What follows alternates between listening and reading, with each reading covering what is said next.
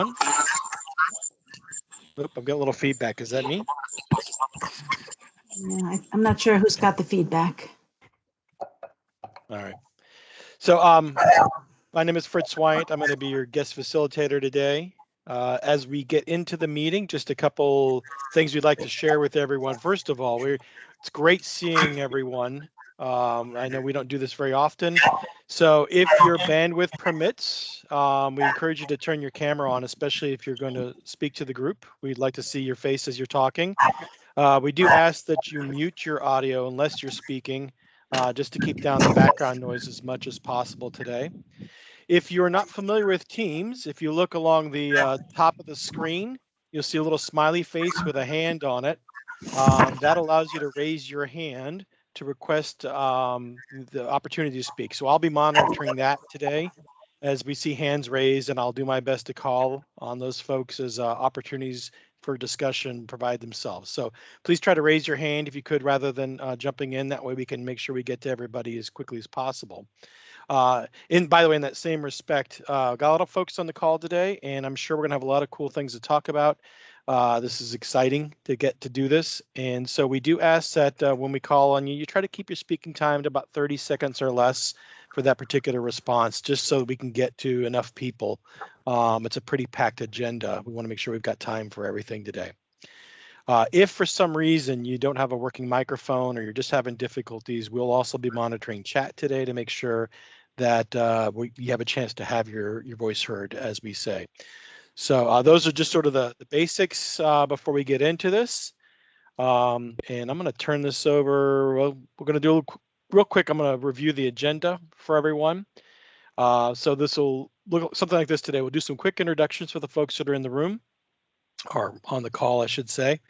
We're going to do a little stage setting. Kathy's going to take that for us today, just sort of the why we're here piece. Brian is going to do a quick review of the One Fairfax policy, just something we might want to be mindful of as we're talking together. And then I've been asked to put together a couple of activities for you today as a collective to work on, sort of where do we go kind of actions. So you'll have an opportunity to do those in some small group sessions, which is going to be fun to do a big meeting like this. We'll wrap up with sort of next steps. And then Jim McGlone's going to have our closing comments today. Hopefully he's here with us at this point. So that's the general flow. Hopefully everybody's received a copy of the agenda as well. I do see we've got something in chat before I go on. Oh, we're just sort of adding some stuff. Yep. All right. Awesome. And I would like to go ahead and move on to introductions if I can. So this is going to get tricky. How do we do this with all these people? So what I'd like you to do is just sort of chime in as you feel ready, if that's okay. Just really quickly, who am I? We don't need all of the curriculum vitae, whatever they call it, vitae necessarily, but real quick, just, my name is Fritz.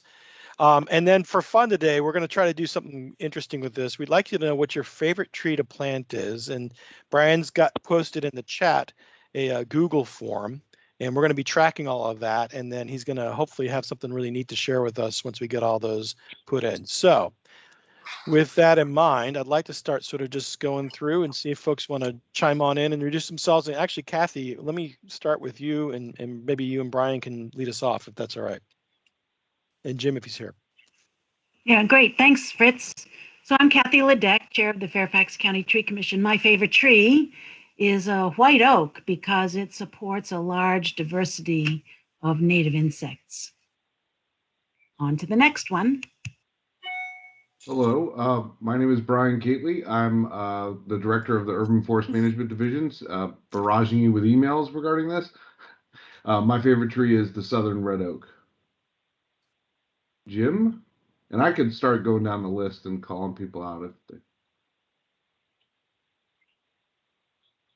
Perfect. Yeah, why don't you go down the list? Okay, Ian, I see you're top of the list. Is it this Ian? Is it Ian Jersick? Yes. Okay, that's fine. Yeah, Ian Jersick. I'm with the Chesapeake Bay Foundation. I'm working on urban tree canopy legislation. So it's statewide. My favorite tree, it's got to be the black gum. Just love how the colors, how deep, dark red, purple it is in the fall. Linda Barfield. Hi, everybody. Good afternoon. My name's Linda Barfield, and I'm an urban forester with Fairfax County. I work with Brian. And my favorite tree that I just planted was a witch hazel. So that's the last one I planted is my favorite one. Gregory Butcher. Hi, I'm Greg Butcher. I'm Vice President of Audubon Society of Northern Virginia, and my day job is with U.S. Forest Service. I was going to go with white oak, but since it's already taken, I'll go with the dogwood. We'll go for an understory tree. Great. Yeah, folks, in the chat, if you can see it, if you can fill out the form also as we're going through this, it would be appreciated. We're going to do a neat little word cloud at the end. Cindy Spees?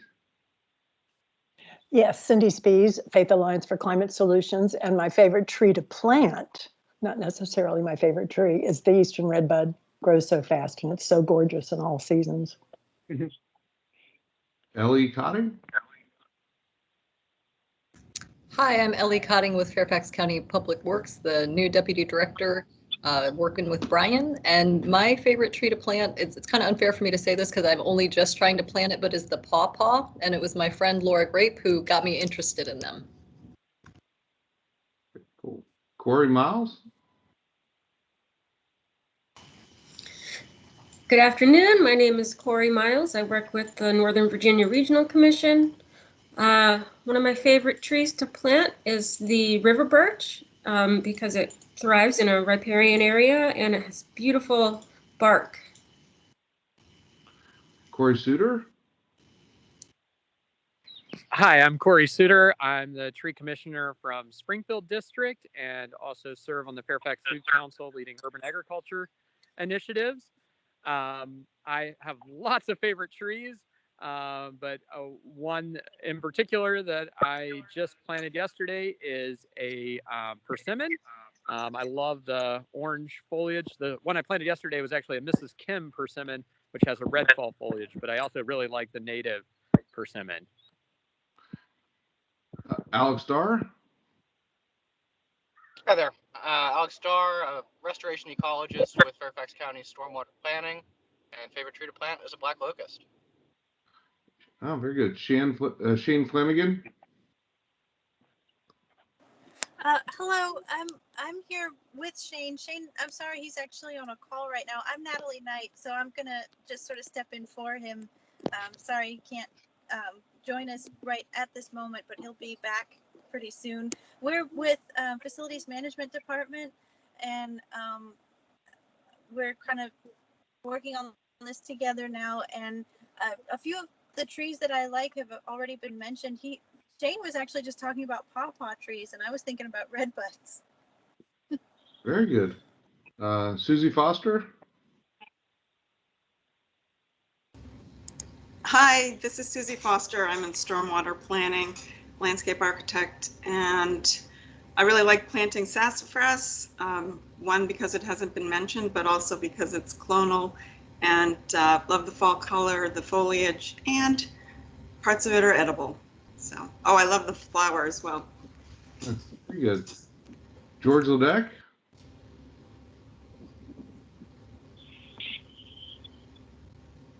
George, you're on mute.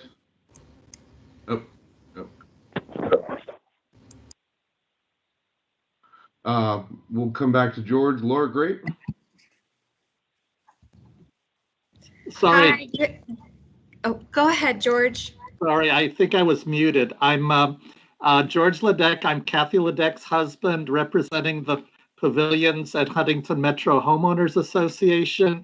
And one of my favorite trees that I've planted with Kathy is the tulip poplar, which is will grow to be a very large, impressive tree with beautiful flowers that attract a lot of pollinators, including ruby-throated hummingbirds. Thanks.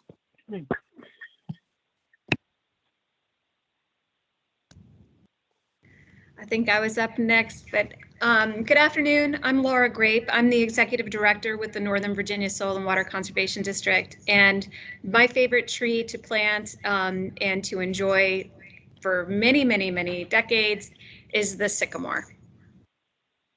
Okay. Jean Cadet? Hi, everyone. I'm Jean Cadet, Braddock District Representative to the Tree Commission. I like red buds. They plant themselves. That makes them especially nice to have around. I like the color, and when they're blooming, I know the mason bees are going to hatch out very soon. Good to know. Jim McGlone? Hi, I'm Jim McGlone with the Virginia Department of Forestry. And my favorite tree is the black gum because I'm a Van Morrison fan and I liked his album Tupelo Honey, which is where Tupelo honey and black gum is where Tupelo honey comes from. Interesting. Joyce Harris? Hi, my name is Joyce Harris and I'm with the McLean Trees Foundation. One of my favorite trees to plant is the bald cypress. My husband and I recently planted a number of seedling trees on our farm out in Loudoun County. And earlier this week, I was monitoring them and I am really impressed with the durability and the growth rate of bald cypress. Very good. Now I see two Joyce Harrises. Is there a second Joyce Harris, or is this a blip in the system?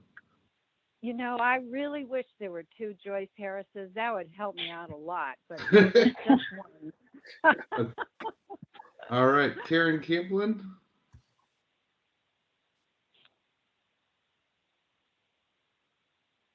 Karen, you might be muted. Can you hear me now? Oh, there you go. Hi, great. Hi everyone. Camplin, and I guess I would say my favorite tree are the willows.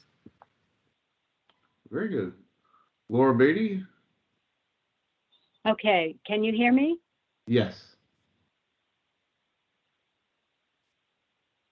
Now you can hear me, right? Yes. Okay, it still has a line through the mic, so whatever. Okay, I'm Laura Beatty, and I'm representing the Providence District rep on the Tree Commission. And all my trees were already taken. The pawpaw, because not only it have great fruit and creates a tropical forest in your yard by clonal work, but it is also the exclusive host plant for the zebra swallowtail. The other one was the persimmon, which is incredible and used for all kinds of medical things. And it's got great fruit for humans, mammals, and birds. And it's got great bark. So I picked another one, and then I realized you don't have to plant the common cherry because it's always in your yard. So we'll move on from there. Mark Piscano. Thanks, Brian. Hi, I'm Mark Piscano. I'm with KC Trees, and it's already been said, but I'll add to it. My favorite tree is a bald cypress. It's just a tough urban tree and grows in many, many different situations, and it grows quite rapidly, which is a huge benefit to increasing our urban canopy. Thank you. Matt Gearhart. And I just one second, if everyone could just be as brief as possible, just due to our schedule here. We're running a little bit behind. Matt? Yeah, hi everyone. Matt Gearhart, Conservation Director with the Northern Virginia Conservation Trust. Great to be here. My favorite tree to plant is the silver maple I planted with my 5-year-old recently. Okay, Renee? Hi there, Renee Kirby with the Audubon Naturalist Society, and my favorite tree, I'm going to cheat a little bit. I really love spicebush. It's a shrub, but it's woody because, wow, spicebush swallowtail caterpillars are amazing. Agreed. Bob Vickers? I like Eastern red cedar. It's a great hedge tree, and they're very hardy, and you can find them on vacant lots. Danielle? Hi, I'm Danielle Studdy with the Fairfax County Stormwater Planning Division. I'm also a landscape architect, and my favorite tree is the redbud. Charles Smith? Hi, I'm Charles Smith with the Stormwater Planning Division of Public Works, and I got so many favorite trees, but I'll go ahead and pick chestnut oak because it is, I'm currently living in Stafford County on this gravel terraces right on the edge of the coastal plain, And that tree is dominant like gravel terraces, acidic system, but also the same thing up in Massanutten, which is one of my other favorite places on those Massanutten sandstone ridge tops. So tough tree. Thank you. Cool. Tiffany said she had to step away. Yanni? My name is yanivinachanos. I'm the GIS Services Manager in Department of Public Works at the county. And my favorite tree, not because of the common name, but the Latin name is sweet gum. So it's Liquidambar styraciflua. Just flows like honey off the tongue. So sweet gum. Donna Volkman? That was funny. Hi, I'm Donna Volkman. I'm an educational specialist with the Get to Green program with Fairfax County Public Schools, which is our environmental stewardship program. And my favorite tree is the Eastern Redbud. Hugh Whitehead?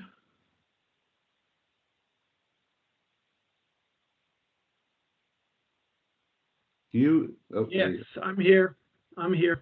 Hugh Whitehead with Urban Forest Management, and a favorite tree is the Jefferson elm, one of the American elm, Dutch elm disease resistant hybrids.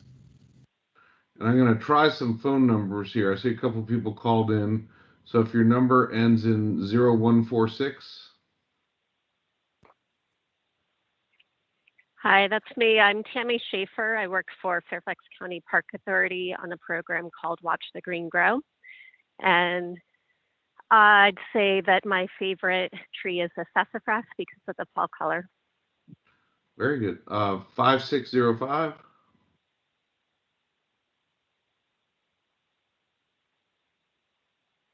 You might be on mute. 5605. I'm sorry, that's Joyce Harris, and you've already. Oh, okay. Chatted. Okay. That's your duplicate, Joyce Harris. Oh, that probably is. 0075. That's me, Laura Beatty. Oh, okay. 7322. Yeah, this is Joe Courtney from the Department of Planning and Development. I would say American holly, a really good evergreen tree that just keeps on giving, even if it is slow growth. Very good. And with that, I'll give the floor back to Kathy. If you can't fill in the poll, if you're on the Teams platform, if you look at the chat, there's a poll there. And if you are on your phone, if you wouldn't mind muting, because we can't really mute you on this end. We can, but I don't know how to unmute you. So if you could just use the mute function on your own phone, we'd appreciate it. Great. Thanks very much, Brian. Well, that was really interesting to listen to everybody's favorite trees. So I'm pleased to welcome everyone to this meeting of the Community of Practice. So what is the Community of Practice and what is the Tree Commission's role with this? So the Community of Practice is a key component of the Tree Action Plan. And you see the definition of the Community of Practice on your screen. It's a group of public and private stakeholders in the plan who will collectively make up a community of practice in an ongoing process to achieve the goals outlined in the Tree Action Plan. The Tree Commission, Urban Forest Management Division, and the Virginia Department of Forestry Area Forester will reach out to other public and private stakeholders who can play key roles in the plan development and implementation and request their support of the goals and recommendations of the Tree Action Plan. It is the Tree Commission's role to facilitate a gathering like this one of the Community of Practice. Here we bring together the many organizations and agencies who recognize that we have a responsibility to maintain and manage our urban forest. All of us are action-driven. Some of us have formal responsibility for trees, such as state or Fairfax County government agencies. Others are here with nonprofit organization, and others are volunteer groups who are actively engaged in tree planting. All of us share the same understanding of the connections between the urban forest and the high quality of life that we all experience here in Fairfax County. The Tree Commission's role here is also to integrate all of our collective activities specific to the goals and recommendations in the Tree Action Plan and report to the Board of Supervisors on this body of work. First meeting of the Community of Practice was in March of 2020, and some of you on today's call were there. We all know what happened next. The pandemic shut down in-person meetings and events, so our meeting today is virtual. Soon, I hope, in-person meetings will restart. During the past year or so, many of us continued our tree-related work and activities, meeting virtually and planting on our own or within our family pods. At that first meeting, the Tree Commission facilitated a charrette that was focused on asking the Community of Practice about their tree planting activities. We also engaged in discussions that shared some of the opportunities and obstacles that each of our groups faced when working on tree planting. We found, not surprisingly, that there is great energy, enthusiasm, respect, and appreciation for our urban forest.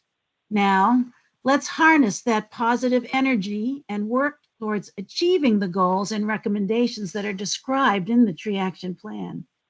We will engage in discussions today on the goals and recommendations in the Tree Action Plan, and we are very, very interested in your input to better defining these goals as they relate to your individual group's work and to our combined work. There are a few things that I hope all of us will keep in mind as we engage in discussions today. First, our collective success depends on each of our organizations or agencies' success. Today's meeting offers us an opportunity to connect with others who are actively engaged in activities that positively impact our urban forest. We are recording today's meeting since there are others who could not attend and others who we may have missed with the meeting invitation. We will be also establishing a webpage that will host this meeting's video recording and any relevant materials for others to view at a later date. This will expand our participation to other groups who we know are interested in engaging in tree-related activities in Fairfax County. Not only is this a networking opportunity for those of us who share similar vision of urban forest, but it's also an opportunity for us to share technical expertise and knowledge sharing and assist each other when we encounter challenges and need assistance from others who may have already overcome similar obstacles with regard to tree planting in our community. Second, please ask yourself and keep in mind these questions. What do you want the Community of Practice to be for your organization or agency? This question, I ask each of you to think about this with respect to your agency's mission. How can you include or adapt your mission to include actions that include tree planting? How can your work or your programs be replicated or adapted to work in other agencies or departments or organizations?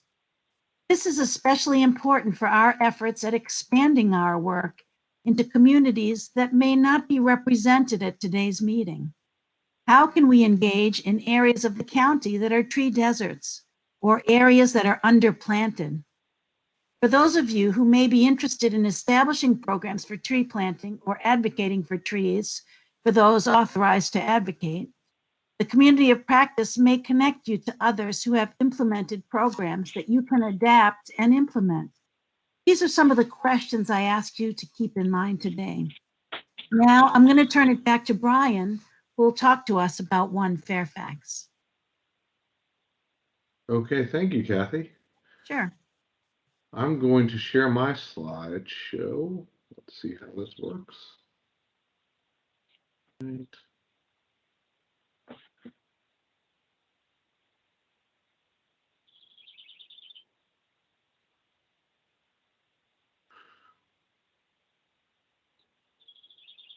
Can you all see my slides, or is it still? There we go. Can you all see my slides?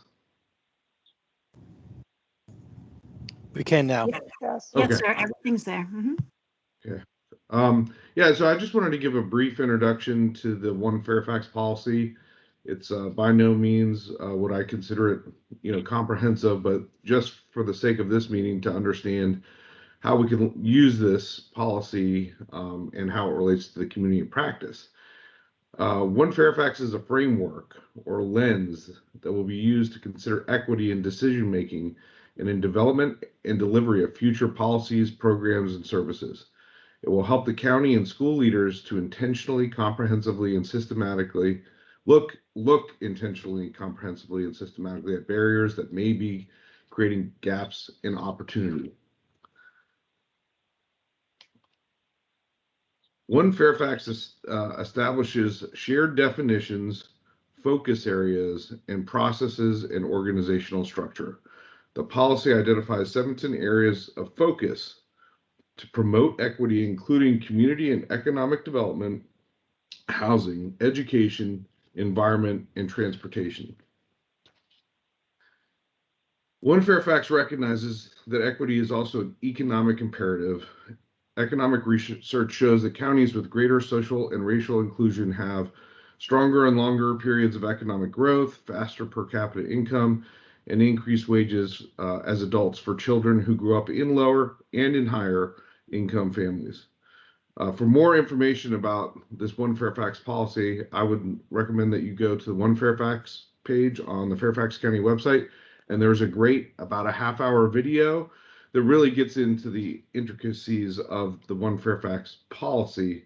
But with that kind of overview, I'd like to move on into how this applies to the community of practice. As Kathy already mentioned, in March of 2020, the Tree Commission assembled a tree planting charrette that was held at Cable's Mill at Eleanor C. Lawrence Park.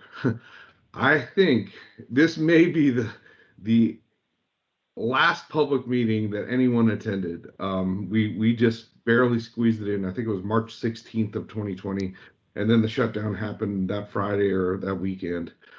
But anyways, the charrette's purpose was to get some insight from the community on how to address the Board of Supervisors 2019 Green Initiatives effort on tree planting. It inadvertently also served as the first community of practice meeting. At the charrette, this Venn diagram was used to illustrate a very basic way of applying a social lens to how we focus our tree planting efforts. You can see there that we used social issues and factors and ecological factors, and where they overlapped, we wanted to kind of target our tree planting efforts.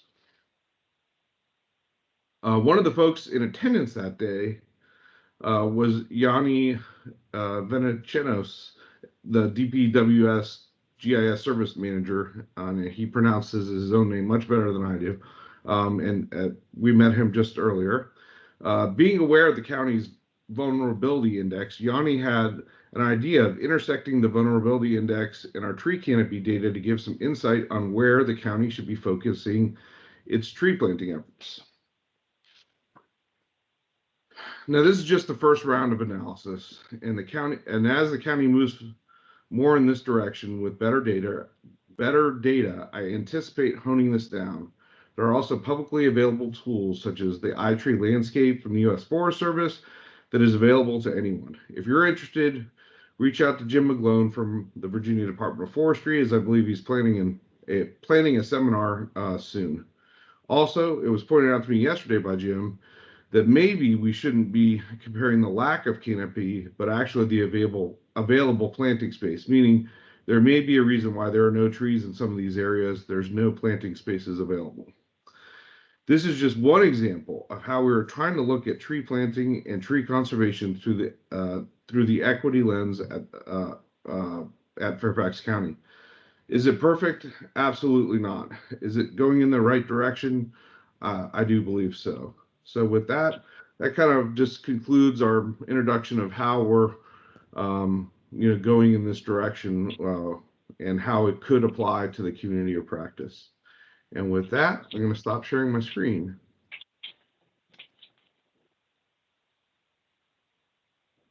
So we've got just a question in chat. Can we share a link to this map? Sure. I'm not exactly where it's posted, but Yanni might be able to help us with that. Brian, we haven't posted it anywhere yet, but we can certainly have that discussion after this to talk about. And I think you've actually sent me an email that I had to get back to you on about where we could potentially put that on the public website. Yeah. Okay. All right. Give me one moment to pull up here.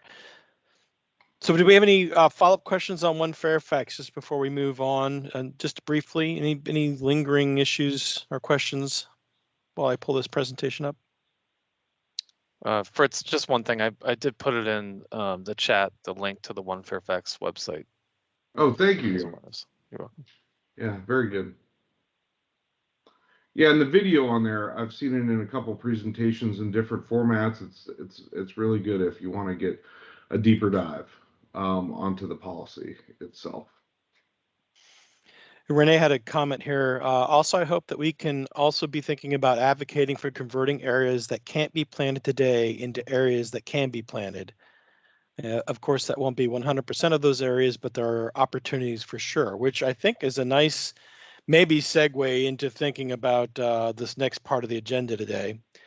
And I wanted to frame this with, and if you maybe familiar with this quote from Stephen Covey, begin with the end in mind. Love the picture here, by the way. But this idea of if you wanted, one of his habits of highly successful people, but we see this come up in other practices as well. Jim Collins in his book Good to Great talks about this as well, is before we start figuring out what we need to be doing, maybe we need to figure out first what success looks like.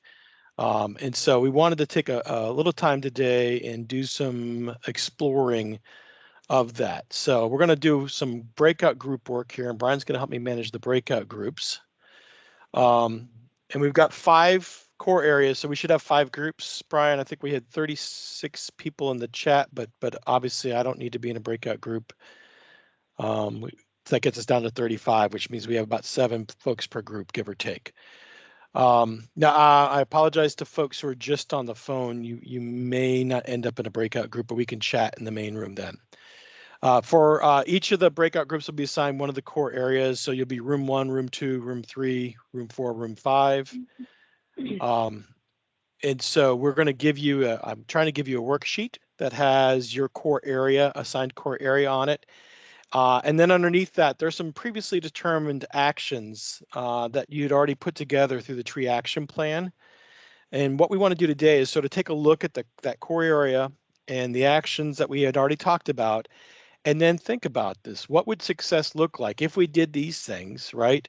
What does success look like in both short term and long term? And so for short term, we're thinking about that 18-month window, given that we got to get back going again. But that's sort of a short term goal range. And then, long term takes us a little bit farther out. Maybe that 5 or 10 year mark really is a great long term measure. And obviously there's some gap in the middle. As you say, well, this is year 3. Probably be more long term. If it's 24 months, you might want to say it's sort of short term, but if you have a specific date in mind. But sort of balancing those two, what's long term, what's short term, we'd like you to sort of discuss amongst yourselves, the 7 of you, some things that you think would be measures of success. Pick your best 3 or 4, and then again, let us know if this is a short term measurement or a long term measurement. So that's the goal here of our breakout sessions. Again, we're going to look at the core areas and the actions we've already talked about and said, if we did these things, what would success look like for us? What does it look like in Fairfax County in short term or long term? And then write down what those measures then would be. We are successful when it looks like this. What questions do you have? The big question you should be asking right now is, where is the document? And I'm having a hard time with that. Brian, are you able to, because I've got it stuck somewhere, are you able to pull that into chat for me? Sure. Which document are we talking about? The 5 core value areas? Yes. Okay. You sent that to me yesterday, right? Last night. Yep. Last night, yeah. Let me see what I've got something going on where I can't pull into the chat. Okay, cool. Let me see what I can do. So do you have a list of the tools that are available to us to create these successes? No. So I think we're going to, this is a great question. Was that Greg? Yeah. Gregory? This is a 2-part process today. We want to start with just saying, well, we're not going to worry about tools or anything. We're going to say, this is what it looks like. Our follow-up conversation will be then what do we need to do? And that may be a great place to have that discussion. So, but let's not get too bounded this part with tools. I mean, we want to be grounded in some reality. There's obviously some wish list things that we have to say, well, is that a real something that constitutes reality? But beyond that, if you're saying, well, if I had the right tools, I know we could do this, I would say that then let's go ahead and put that on the list, and then let's think about, what we need to get there. Yeah, Fritz, it's not just you having the issue putting this worksheet in. I can't seem to attach it either. So this gets a little tricky, but I can pull it up in the presentation itself. So give me a moment. I'm going to stop presenting this.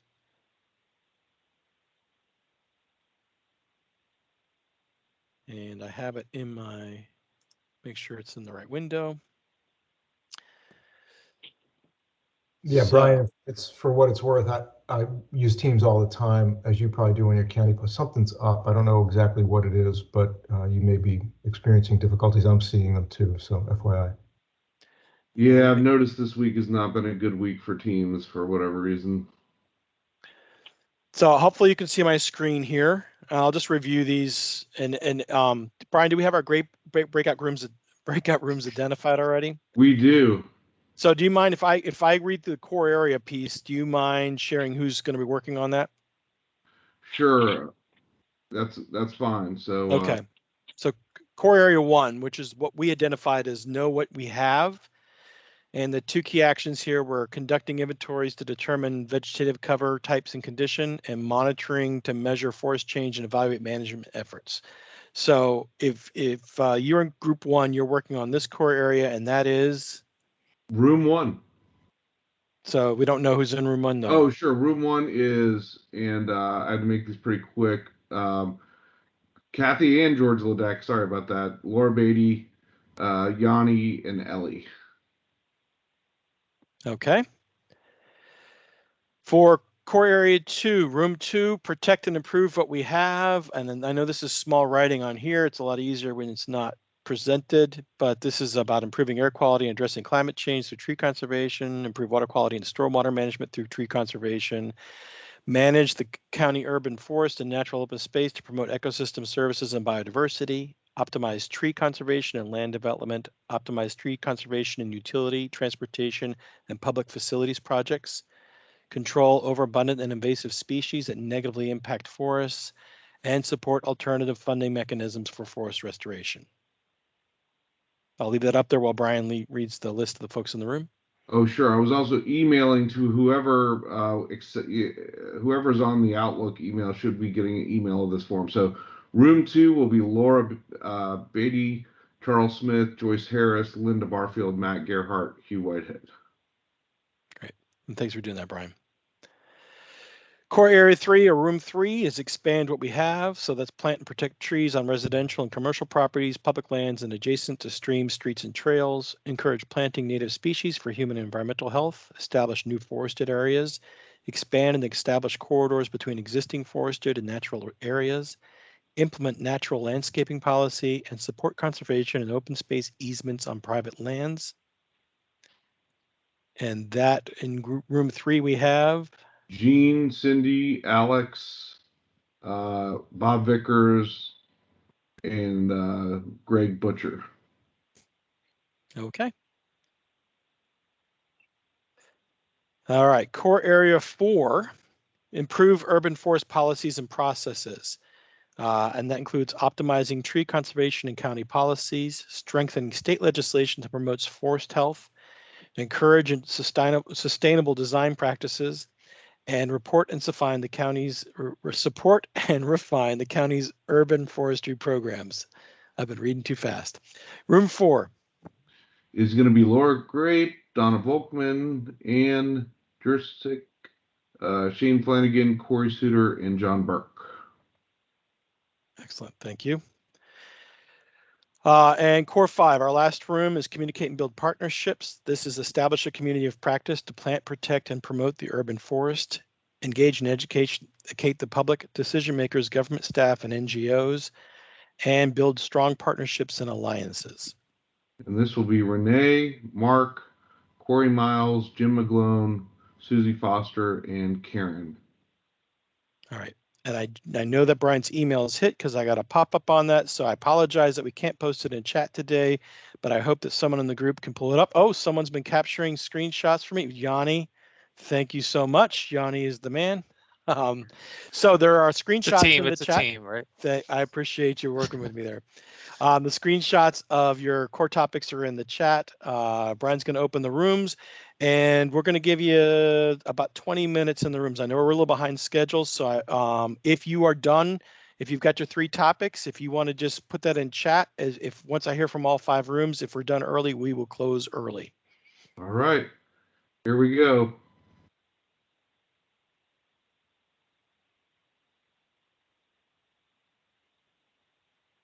Started the rooms. It takes about 30 seconds to go in. All right. And I will be in the main room in case your team has any questions. I'll be monitoring chat, et cetera, for that. Okay. It may take longer than 30 seconds with this many people. Yeah. There we go. There we go. There are a couple people I still need to assign, it looks like, so.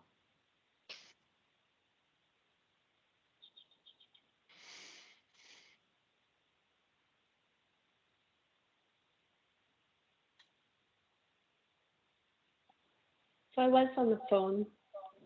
I just joined on the computer. I just got home. So I know on the phone I couldn't be on the breakout group, but now I should be able to. But I don't know what breakout group I would be in. This is Tammy Shaeffer. Tammy, yeah, I see you on there. It looks like Teams is having a little bit of a struggle. Oh, there we go. I'm going to assign you a room. I'm going to put you in room 1. And I don't know why I still see Mark. And you apparently still seeing me. Oh, so this is, I guess, this is room 5? I guess. How does that Except work? I'm in room 3. I don't know. Oh, yeah. no. Okay. Happy to be wherever. I don't know. Jerry Peters. I just came in too. Sorry, I'm late. Well, I'll try to assign you to a room there, Jerry. Okay, thanks. Yeah, Brian, I may have to shut down and restart. I'm not seeing any rooms or anything. Yeah. Mark, is that what you're suggesting? Can you hear me? I can. Okay. I'm not a tech guy, so me either. Usually the on and off works. The default with Teams is go back out and come back in. It usually fixes it. So okay, very good. We'll try it right now. Give it a shot. Okay. How about Danielle, Laura? Danielle's kind of stuck on team. Are you here with us, Danielle? I am. I am on the phone though. I'm driving right now. I was on a site, so I don't know if I can get put into a room or not. But I should be home shortly and can join from the computer then. Okay. Yeah, I think these are all the phone people left. Fritz. Do you see me, Brian?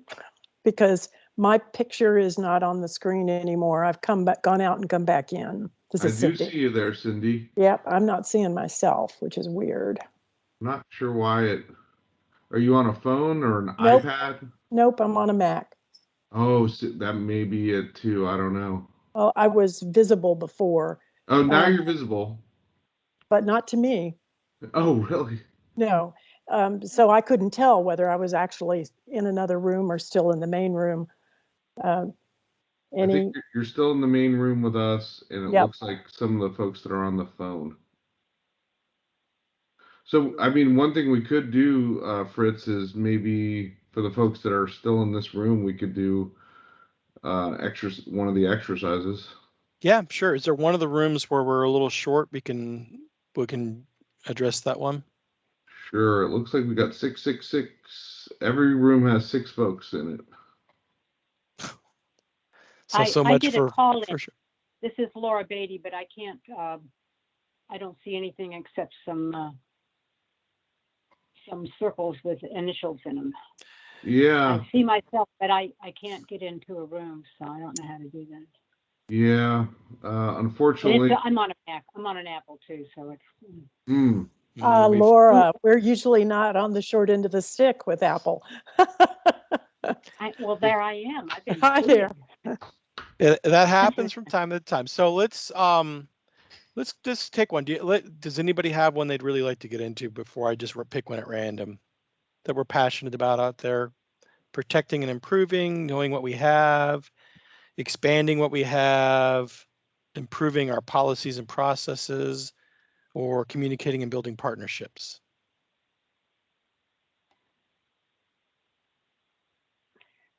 Well, I'm a policy wonk and was sort of interested in seeing the other side and listening to, what the tree planting groups are doing, just sort of to see where things intersect.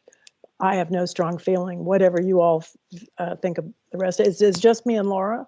I think we have some other folks on the phone. Correct? Okay, then just not speaking up. Yeah, I'm fine to be. Are we in number 2, room number 2, protect and improve? This is Laura Beatty. Go ahead, Brian. Oh, I was just Laura. You're still in the main room, and we're not sure why. So we're gonna go ahead. It's because I'm here. That's why. I'm not good with electronics, and they know it, so they take advantage of it. So let's I'll just throw this one out, and I've got it posted up for anybody that can see the screen. If you're on phone, I understand you can't do this, but let's do core area 3. We're going to sort of split the difference and take the middle, if that makes sense. And so this is the expand what we have core area. Okay. And so we had said, actions that we thought we could be taking here would be planting, protecting trees on residential and commercial properties, public lands, and adjacent to streams, streets and trails. That we would be encouraging planting native species for human and environmental health. We'd be establishing new forested areas. We'd be expanding and establishing corridors between existing forested and natural areas. And we would be implementing natural landscaping policy and supporting conservation and open space easements on private lands. I know it's a lot. So the question is, with those things in mind, if we were to do those things, what would it look like if we were successful? 18 months from now, if we're successful doing this, what do we look like? Or 5 to 10 years from now, what would that look like? And I'll leave you to the floor.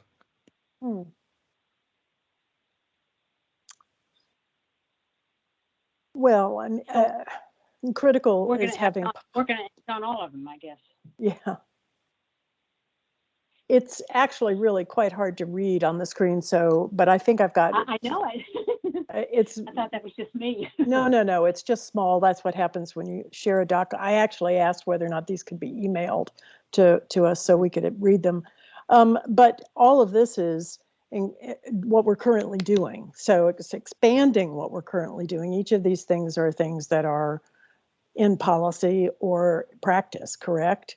So the thing to do is, how do we encourage the work that people are already doing? What are the steps we could do to, I assume, expand? So do we want to set a goal for where we'd like to go and then work our way backwards? I mean, where do we want to be? Well, I'll tell you what we want to be. We want to be at a point where people are, you're using the not the stick, but the gift. People need to be encouraged to keep the trees they have. So many people are now starting to cut their trees down because they can't deal with the leaves. And it's more than I even thought. Mm-hmm. But maybe they could be encouraged somehow, some kind of tax break. But if they are told they can't cut it down, well, there'll be a rebellion. So that's not going to work. But maybe we can offer them a free COVID shot or something, but something that encourages them. But at the same time, they all need to know the value of it, not just for climate change, but for the future of our natural habitat here. If we don't have those trees, whatever uses those trees in their life have to go elsewhere. And right now there is no elsewhere. So extinctions is really what follows all of the things that will happen if we don't. So that's not success in the future. Success is keeping the trees that we have up and encouraging not just the trees, but working on understory. I I don't mean to keep going on. Interrupt me, please. But No, if you no, I have will in a minute. Yeah, okay. If you have a yard with a few trees in it, why not get rid of the grass under it and put in native shrubs, understory, and then put down ground covers. Fill the area in so there absolutely is no mowing in there, and that eliminates some of the gases that go in the air. But it makes it also has greater ability to stop stormwater runoff. It goes down all those layers and it stops it, keeps it in the ground, and then all the carbon's going into the roots of the trees and the shrubs also. So I see a fuller landscape, and trees are important, but they need to be in conjunction with all that goes with them, and keep the mulch away from the trees by planting other things under it, and it fills in itself. Okay, someone else can take over now. So what I'm hearing is clearly we're already planting. We need to keep what we have. So we need a better focus on health. And we also, I'm hearing you say, anybody else jump in, that by planting understory and ground cover that we're going to be replenishing the soil, because one of the key pieces we're missing in just a singular focus on trees is a revitalization of the soil and a moving away from the monoculture of suburban lawns. So in expanding that, I mean, here we have planting natives, but what we need to expand, I think, is the critical social piece that you just mentioned, Laura, for our people to, our citizenry to see the value that, and this is all an educational piece, the value of replenishing the soil, building the understory, keeping the canopy mature. But I think also one thing you didn't mention is we have to find those places where all of these 5-6 things can be expanded in concrete zones, right? Because it's possible to do, but we have many areas, then we saw them on the map that was thrown up earlier, where there's too many highways, too many parking lots, and not enough places to currently plant any of these things. So but it's critical. It's critical for the health and mental health and physical health of all of our neighborhoods, and it's critical for the planet. So we have to be able to educate people and change the view of the value of trees. So yes, I agree with all that. So what does success look like? Right, Fred? Right. I'm going to try to get you to a couple of statements. So I jotted down that one of the things we said is in the future, at some point in the future, we hope that there's a fuller landscape, and you could maybe even extend it out through encouraging growth, through encouraging understory growth. Yeah. Yep. These are new terms for me, so I'm excited about this because I love learning about this stuff. So I would extend it out even further to changing from the monoculture to soil regeneration, which is an expansion of native planting and meadows and all kinds of things. So that might be a separate. That's absolutely true. Yes. So changing from monoculture to whatever the other. Yeah. To revitalization of the soil. Through understory and ground cover plantings and leaf litter. Leaf litter is critical, and we just have as Laura pointed out, we just have people who cut down trees because they don't want to see leaves on the ground, and it's crazy. So yeah. So also you need success is also a campaign that explains why the leaf litter is so critical for the health of the habitat. It's critical. So here's the question we have. Education. I'm going to put a campaign about leaf litter. All right. I'm making some sure. So for example, I think you've got 2 statements there. The question for each of them, is this a long-term or short-term? So what are things we could do in that 18-month window? What are things we can do in that longer window? I would say, it sounds to me like fuller landscape is probably more of a long-term goal. Yes, it is. Right. So that's a long-term goal, but a campaign about leaf litter, putting together the educational pieces, is that short or long term? Short term, definitely. I mean, you can put together a campaign. You start with the education and then you bring them along. Yeah. Right, and that'll help But get you. also what I also visualize the future, which would be so nice, is not to hear weed whackers going constantly, not to hear mowers going constantly, and not to smell what comes out of those machines when you're doing it. So air quality is critical in neighborhoods. If everyone in their neighborhood is mowing at the same time, no one can breathe. So air quality is, for me, that's almost a critical one. Yeah, and I think that may be one of our other core areas. But not that it's not a valid point. I think we've got another group hopefully tackling that, although we do have environmental health on our list. I'm just saying that, so we've got to plant protect trees. We are encouraging native species. We are establishing new forest areas, establishing corridors between our forested and natural areas. Natural landscaping, which I think this gets to that. And increasing finding places to plant trees in areas that currently can't be planted. Let me give you one example for that.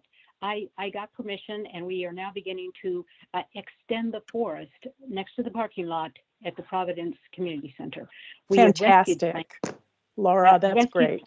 And those plants are perfect because they are understory tree shrubs, the spice bush, a variety of those. A lot of the carex that will substitute for grass. It'll be a no-mow area, and this will extend it. People see that. What they need to do is see things that will then be in their mind, and they won't discount it as some anomaly, that this is how it should look. So along with getting these things in, and this was just one day. We'll go out today and do some of the finishing up, and there were really large shrubs that went in. So it can be done, and the supervisor came out and was very excited about it. So if we can start doing this, what people will see as they drive by these centers is not trees and then parking lots. What they'll see is all kinds of plants that fill in and make it look softer, less formal, and that this is something they go, and honestly, if they do this, I can do that in my yard. Right now, they do what the county does. They see it and then they mimic it.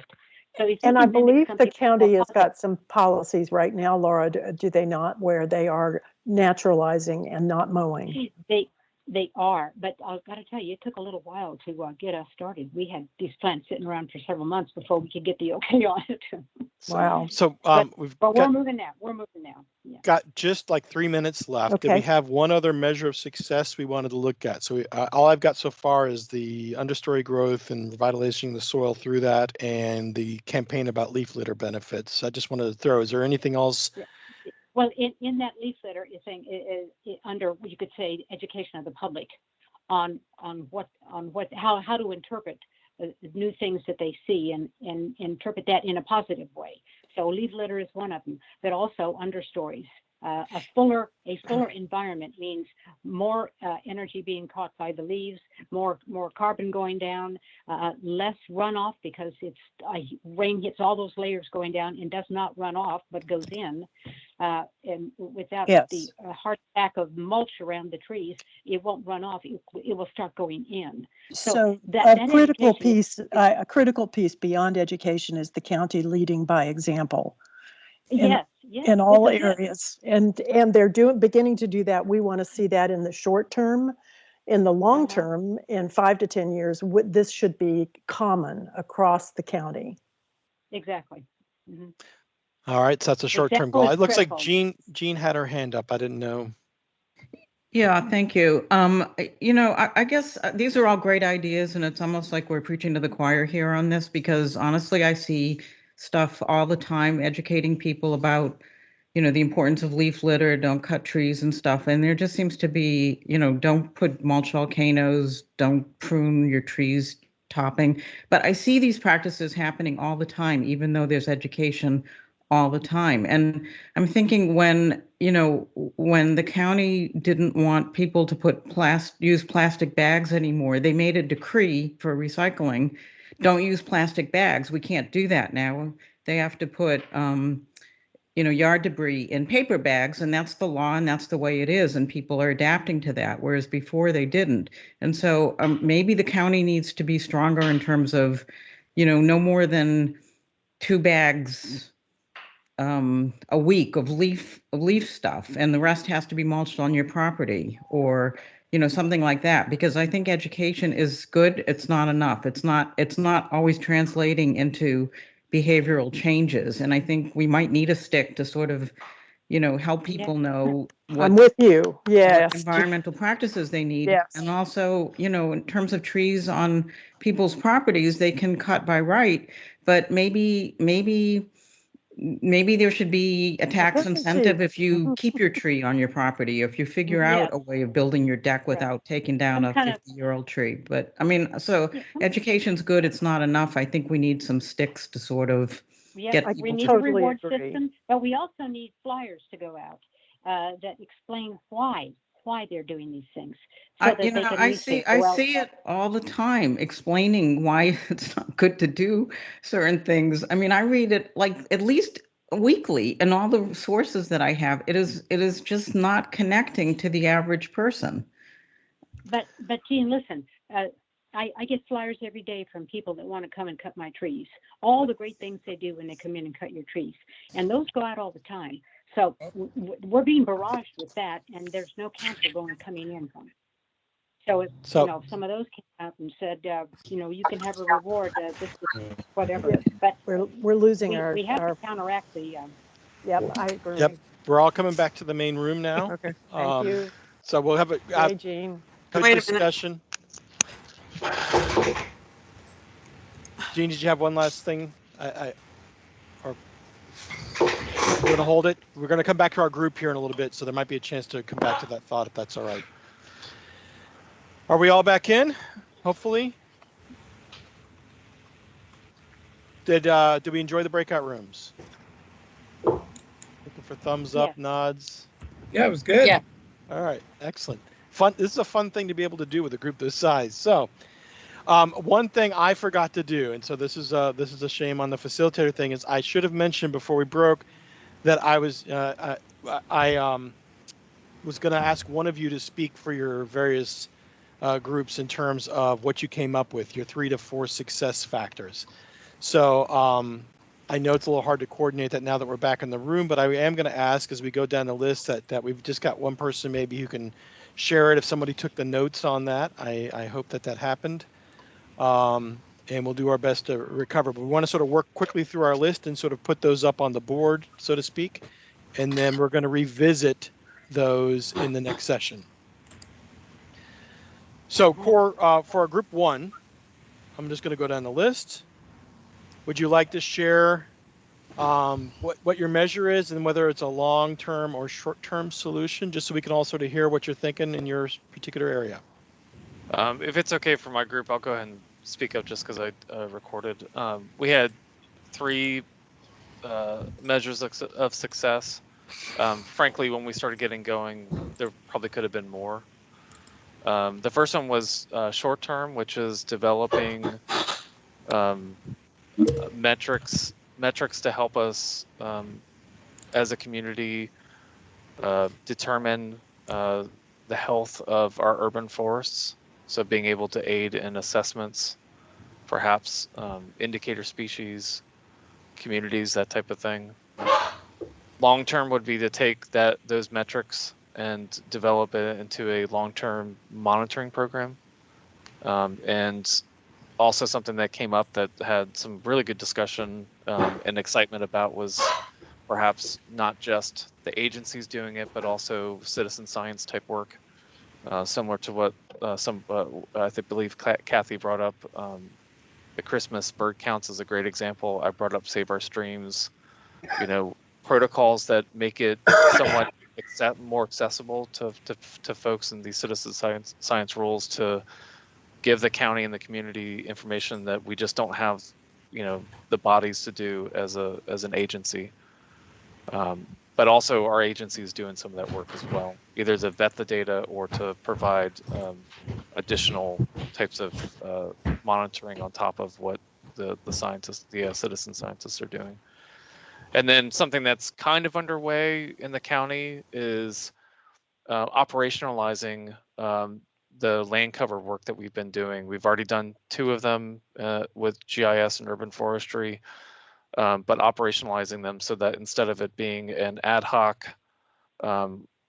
county-wide analysis that happens when someone like Brian says, "Hey, we should do this," to really getting it on a regimented schedule to help with change management and making sure that between the monitoring program and this kind of high-level analysis that we're working in the right direction, kind of with the end in mind, but having the data to back that up.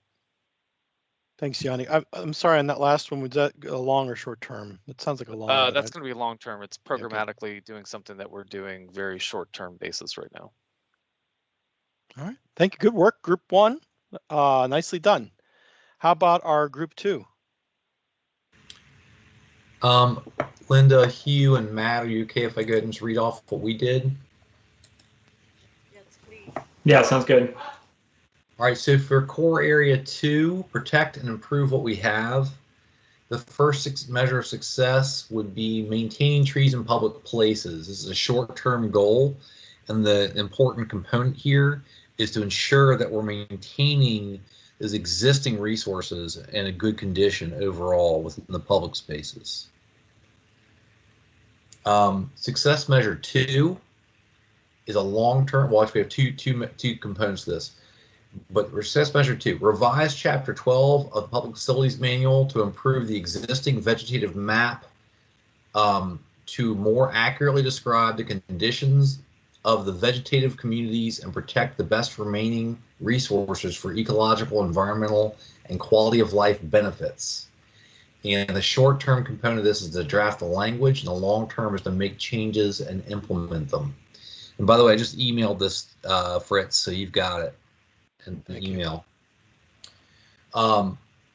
Success measure 3 is work with private and public landowners to identify and protect high value forest stands, vegetative communities, and corridors.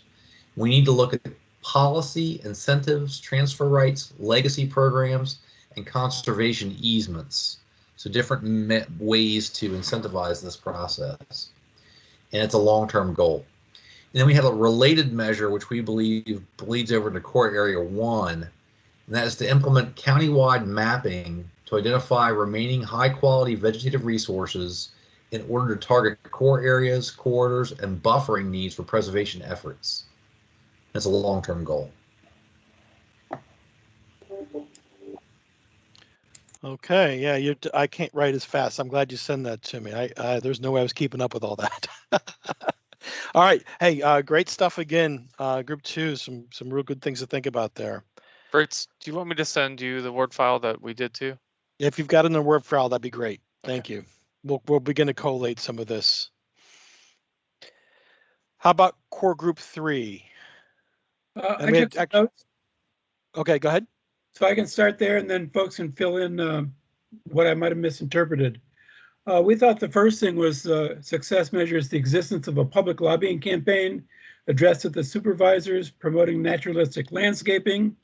And then we have a whole bunch of things we want the Board of Supervisors to do. We want them to have public commitments to naturalistic landscaping and reforestation. We want them to find funding to identify and map priority areas. We want them to pass ordinances that limit tree loss during development, or at least to publicize the fact that development is happening so neighbors have a chance to express their concerns about tree loss. And then we'd like to see a county easement program that goes beyond the agricultural and forestry districts, where people can just have conservation easements as a county policy. Then I think a little bit longer term is to identify and map the priority areas for naturalistic landscaping and reforestation. And then finally to have the ultimate measure of success long-term is number of projects completed. Oh, I'm sorry, I missed the status of ongoing projects as a shorter term project. Just have a regular report on the status of ongoing reforestation and naturalistic landscaping projects, and then ultimately a report on completed projects. Okay. Great. And I should mention that we had a group of folks on the phone that also took on core area number 3 in the main room. So I made notes, but I don't know if someone else wants to speak since I'm facilitating. Fritz, go ahead. I could tell you were taking notes. Okay. And Yeah, we were just talking. Yeah, so we had, I think, similar discussions here, but the notes that I had in terms of a long-term goal would have been encouraging a fuller landscape through understory growth, and as part of that, changing from a monoculture to the soil revitalization culture, as part of that same goal there, success measure. That's a long-term measure of success. A short-term measure of success would be the existence of a campaign around leaf litter benefits and just the general education of the public around some of these concerns. That sounds similar to something that came up in the other room.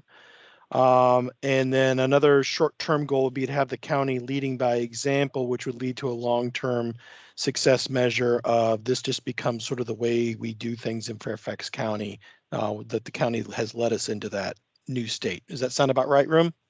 Sounds good. We could have add the reward tax system for breaks keeping too. trees up. Tax breaks for keeping trees up. Yeah. Yep. All right. Great. Lots of good stuff to work on in 3, which is good. How about core group 4? This is Laura Grape. I think I am speaking up for our group here. I was the note taker, so I'm happy to chime in, but I would definitely like to open it up to the others in our group to piggyback on any of these things that I shared and provide any clarifications. We had a really good discussion that our topic was specifically looking at improving urban forestry policies and processes. There are a number of things that have been taking place in state legislation recently as it relates to giving localities more authority to require additional plants within RPAs when there's been a violation. And that's something that the group discussed and agreed should be supported. Some short-term successes with that would be to incorporate those authorities into local processes and ordinances to allow for that denser tree planting, as well as looking for opportunities, excuse me, to incorporate any sort of tree planting, tree canopy goals into the comprehensive plan, excuse me, as well as resiliency planning initiatives taking place currently. There was also quite a bit of conversation related to the competing demands that take place through infill and redevelopment processes as well. And one of the success measures was, again, to look at, review the county's processes for when tree goals, tree canopy goals, planting goals are discussed and try to get into the process a little bit sooner. Using the Maryland process that was referenced as an example to see if there's an opportunity to develop that natural resource inventory before the development plan is created. So a short-term goal would be to look at the applicability of the Maryland's program to see if it's something that could be accomplished in Fairfax County with current authorities.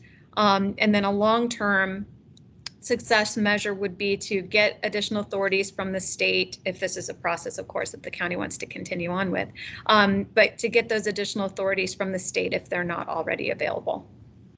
Is there anything else from our team that they would like to share? I had John, especially Donna. Donna was about to say something just as we came back into the main room.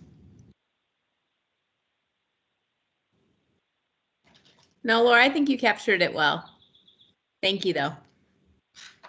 I have one additional point that we discussed that I would like to add too, and that is to incorporate the benefits of canopy cover and implement it into sustainable design practices. So some of the short-term goals would be, to not only to encourage it, but to enforce it if it becomes something that's enforceable during the plan review process, and to also assess whether that canopy cover and its implementation is actually being included in site plans when attempting to have sustainable design practices in place. That's right. And John, I think we also talked about the idea of developing standard designs and incorporating those into those redevelopment designs as well. Not forgetting there are things like green rooftops that could also provide benefits as well. Excellent. That's a lot, which is great. I will ask, if you can, shoot that to us or put your notes in chat if you can, just because I was having a hard time keeping up. You all are much more familiar with this than I am, which is great, except that I can't shorthand as well. So appreciate it. How about core group 5? I can speak up for core group 5. If anybody else wants to add on, feel free.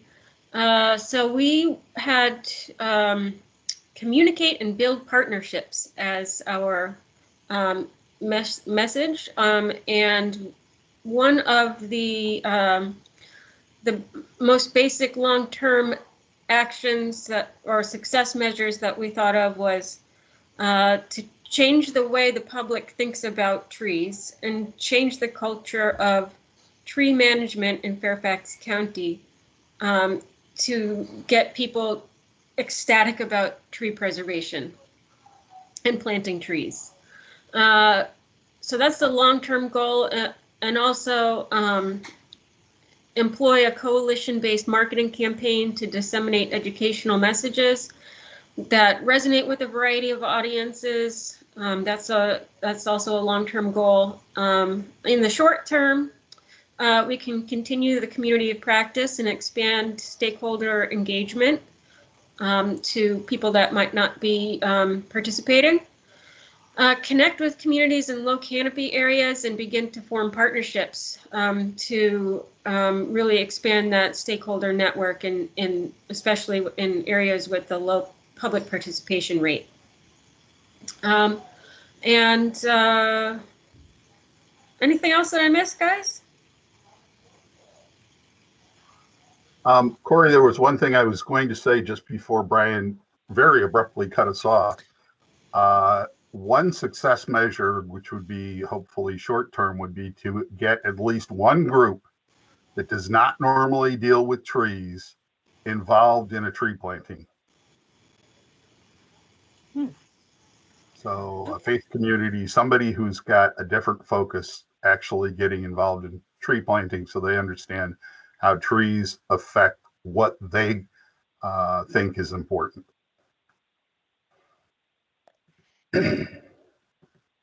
All right, some good stuff. So I'm going to, we had a little break built in. I don't know how people are feeling right now. We've only got about 50 minutes left. We ran a little long on our first opening session today. Are we all right pushing through?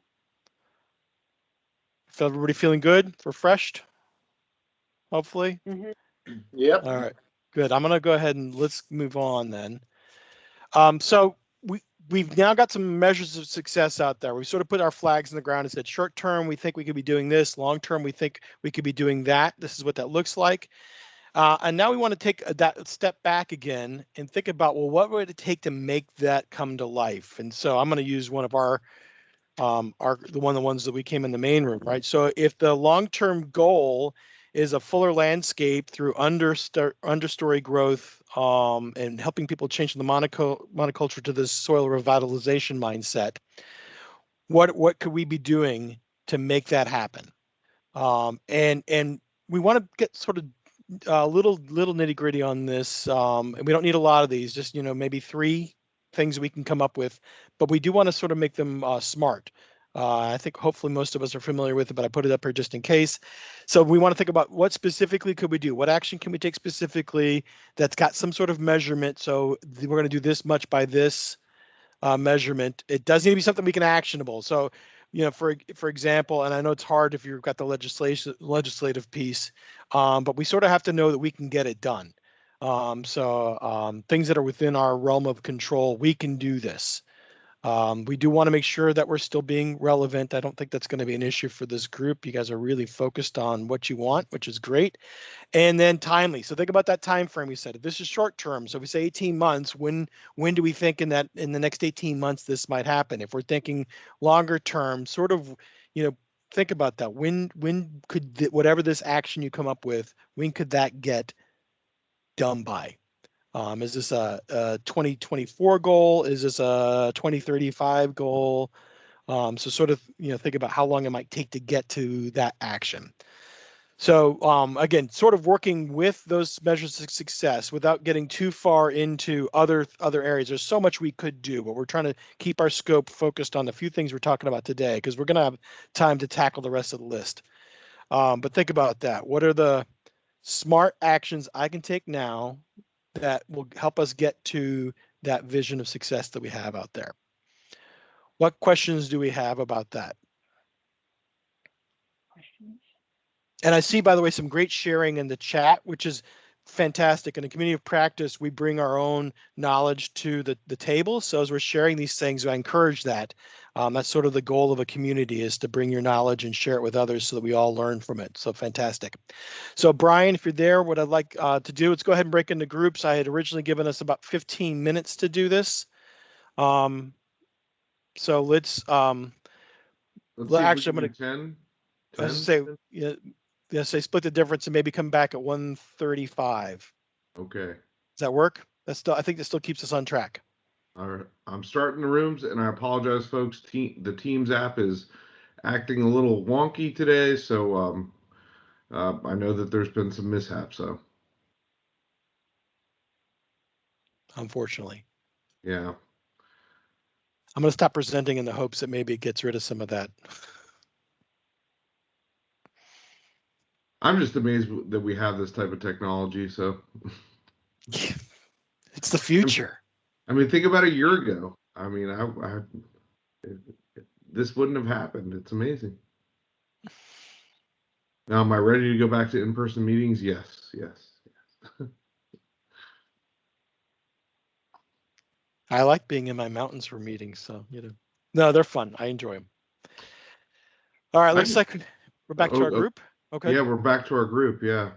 All right. If you don't, maybe like at 1:30, if we can give everybody a 5-minute warning, and then that'll help keep those conversations tight. Yeah, I tried to do that, but caused the anyways. Yeah, no, I'm with you. When it doesn't work, it doesn't work. Yeah. So I got to use one of our things as an example, but thinking about those sort of 3 or 4 things that we'd come up with of measures of success, can we take a couple of those or come up with a couple of smart actions that support our goals here, our measures of success? And I'll open the floor for some discussion there.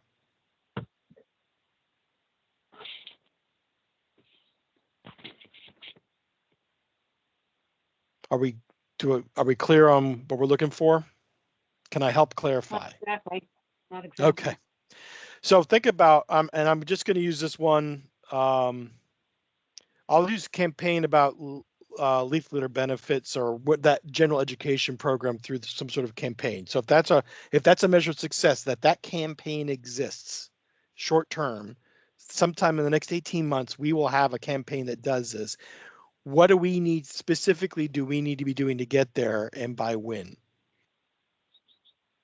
Do we ever tie into the elementary schools on any natural history programs there? Kids play in leaves all the time.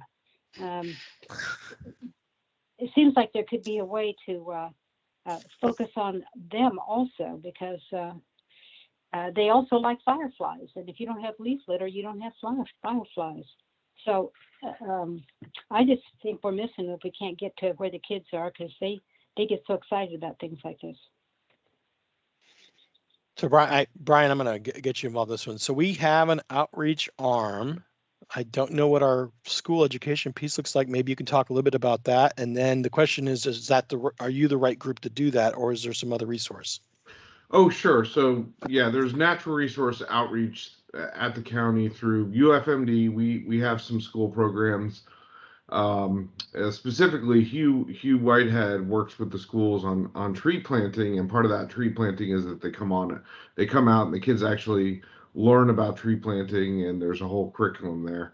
And then we also have curriculum around some of our entomology type programs with the Forest Pest Program. And then Stormwater has a outreach division that focuses on that, and so does the Park Authority. And then I think she was in here. One of the folks here, I believe, is a coordinator for that for public schools. So it is moving. They're trying to get it more and more into the curriculum, and they're having successes. But reading, writing, arithmetic is also, I guess, a core. So it goes into the science curriculum. So have they ever focused on just leaves? What do you do with leaves? I think a lot of that. Leaves? I think a lot of that comes down to the teacher itself, of how they address the science programs. I'm sure that I know that people collect leaves all the time for school projects. And that's mostly for identification, so they can learn the trees. But the disposal of leaves, that's a whole different field, and I don't know if what's critical right now is we're losing those leaves. People are cutting down trees because they don't want to deal with leaves.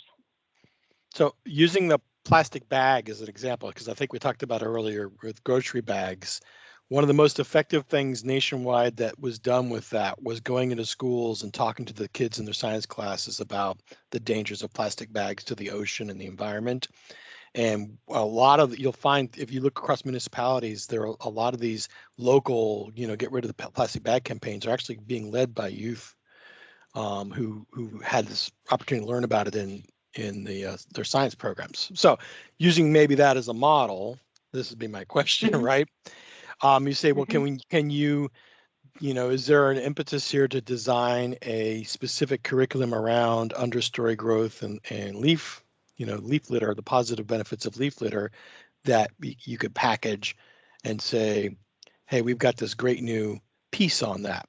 Now I'm going to speak from Brian. I'm going to speak for you a little bit, saying that can't be solely the county's job to create, but that may be something as a community we might be able to put together and then package it in a way that his team could help roll it.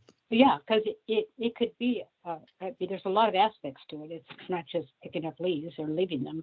It's all what the leaves are doing and who's with them and who overwinters with them and who uses that leaf litter in the spring to develop and become whatever they're going to become in the way of an insect. So you throw them out, you put the leaves out, you throw out part of our insect population.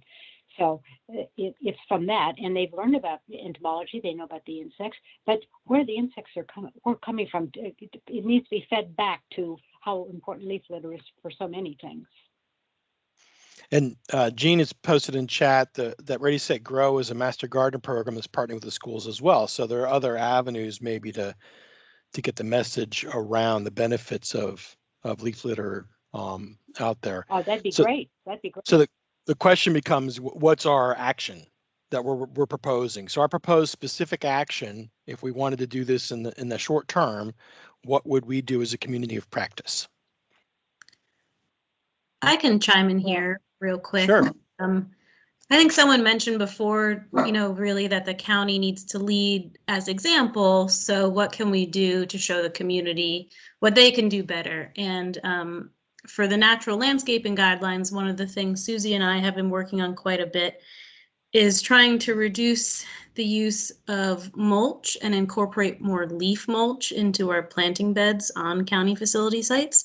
So maybe it's just starting with actual county facilities and using the leaf mulch there, and that can turn into, education and outreach to show the community why this is so important. And, really it needs to be an incentive for them. So if they're seeing that this will help your plants grow and they love gardening, then they might want to keep their leaves and incorporate more into their gardens.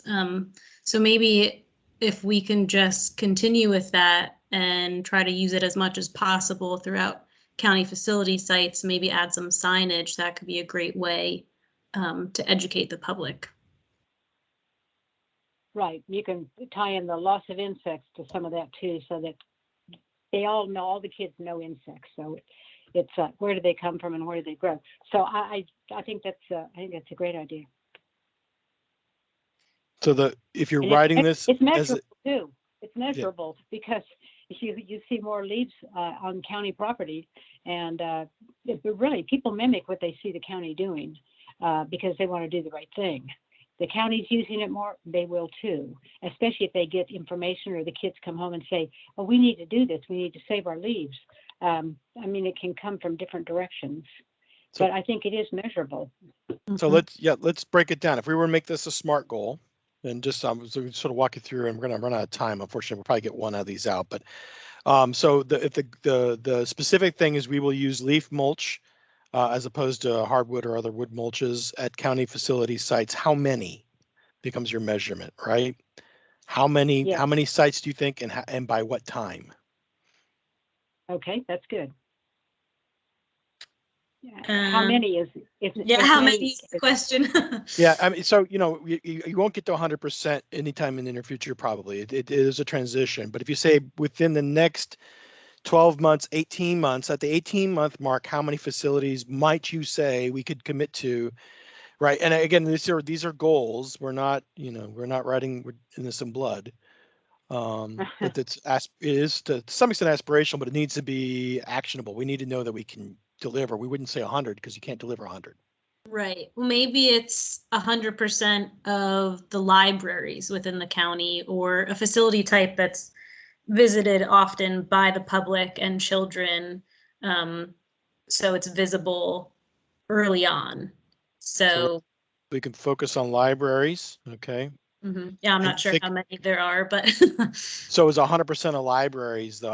I would always say don't do 100% when you're setting the measurement, because it's if you get 99, you've lost, right? Right. So what would be an achievable goal within that time frame? Boy, 50% would be great. Does anyone know approximately how many libraries there are within the county? I don't. I also don't know how many have landscaping. Do we have some that are not? They're hardscaped or something. I don't know that. Right. There's got to be, I know probably less than 20, but there's quite a few of them. And the ones that I've been to, we usually have meetings in one or the other at some point. There's a lot of property around a lot of those. So there's a lot of opportunity there. They got 50% of them to start doing this. That would be a real win. So we can set a goal at 50 if you'd like, and you can always exceed the goal. That's good news. Then you win, right? Then you can come back in 18 months and say, hey, we hit this. Now we can push a little bit farther. Yeah, that's right. So 50%. And what date do you think is realistic? It's May 13th, 2021. Well, we at least need to go through one leaf season or two. Or a portion of that. So I would guess 18 months might be good, or yeah, I would say years. 2022 to spring 2023 in that time frame. Okay, good. Yeah.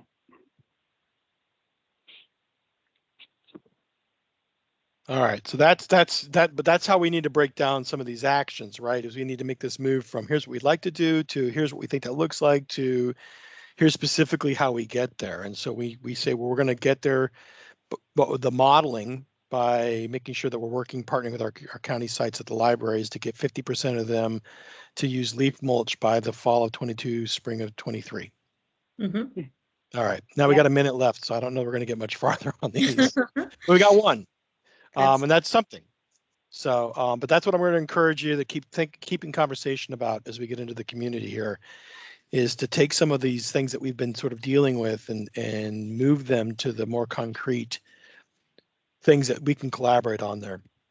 I also this also was one that was the county leading by example. So it's leaves and the county leading by example.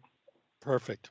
Mm-hmm. I do want to say, I'm just going to throw out there for my educators, and you talk about, and we got a couple minutes left, because I'm the creative type is, this seems like a great opportunity for a partnership with Hungry Caterpillar, right? And the Hungry Caterpillar eating through your leaf mulch, and you put together an education thing for elementary school kids about the benefits of those leaves in the yard. And they go home and tell mom and dad they can't take the leaves away because the Hungry Caterpillar needs stuff to eat. Yep. That's beautiful. That's beautiful. That's great.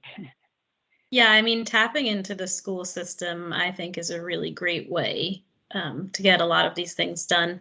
Before my time with Fairfax County, I worked in the private sector, but I was on a project with PG County in Maryland, the Clean Water Partnership, and we focused on retrofitting school sites to have bioretention facilities. And we had a planting day with the students where we'd talk through all the native plants we were putting in and, you know, the relationships with the pollinators and everything. And I mean, their eyes just light up and they're so excited about it and they want to go tell everybody. So. Yeah, That's what we want. We want excitement in their eyes. Yeah. We actually have some great education programs for schools within our public works and environmental services department. Some really great teams out there doing work. We've got to sort of give them some specifics and say, here's some other things to think about. Right? All right, we're all coming back. So that was not a lot of time to get into detail, I understand. But I'm hoping that we were at least as a group maybe able to come up with 1 or 2 action items. If we got that far along, that's that much farther than we were. I think we're all back by now. So sort of the same thing. If we want to go through the list, and we'd love for you to share, you know, your action items that you were able to come up with by group. And I'd like to start with core 1 again. If it's okay with the group, I'll just keep with this. So some of the action items for the first one, which is developing forest health metrics, would be summed up: learning before we leap, so engaging stakeholders and identifying what folks are already doing. Take stock of current measures that are being collected. Developing a vision for the metrics, and then performing a gap analysis between what we know versus what we think we need, and filling in the gaps, and then synthesizing those metrics into comprehensive approach and having those stakeholders buy into the process. Did you have a time frame around that? Did you guys? That's all short term. That's still that first short term, you know, probably within 2 years of being able to do something like that. These next 2 are long term. So the forest health inventory program. So developing, again, kind of learning before you leap, identifying the stakeholders out in the community doing similar work, synthesize the efforts, and discover what others what others have found successful. So in a similar vein as the first one, developing some process of being able to collect the information. So you know, like a workflow development, like being able to see what folks are doing in the field relative to these inspections. And then eventually setting targets for the number of surveys done by both the agencies and stakeholders at that level, and the community groups and the citizen scientists. And then the last part about land cover, just establishing some specific policy to require us to have a land cover analysis done at a certain time. But also have dedicated funding structure, so it's not ad hoc. It's just expected. It's part of the process. So some big picture stuff there. Yeah. All right. I'm assuming you're sending that to me, so I didn't write it. Okay, I'll send it to you. Thanks, Yanni. Appreciate it. How about core 2? Just as with Yanni, if our group's good, I'll go ahead and go forward with it. So in our actions, short term, these first 3 are short term. Fence high value forest stands on public lands to keep deer out and control invasive species in those stands. The next one is to identify the highest value areas and focus deer management efforts there to protect and improve vegetative conditions. And it actually could be a long-term one too, because it takes a long time to put a lot of these programs in place. The third one is to identify which parcels or land areas are remaining in a natural condition. So the purpose is to do a kind of a desktop GIS exercise to look at remaining natural areas that could then be targeted to protect and improve. And the last one's a long-term action. Identify available planting spaces in the 24 high vulnerability census tracts. And the second sentence is to look at the partnership with Casey Trees in the Route 1 corridor as a means of improving methods of canopy protection and planting on private property. And that partnership's underway. So it's a long-term goal, but has a short-term kind of ramp-up period for that first piece. Anything else I missed with the group?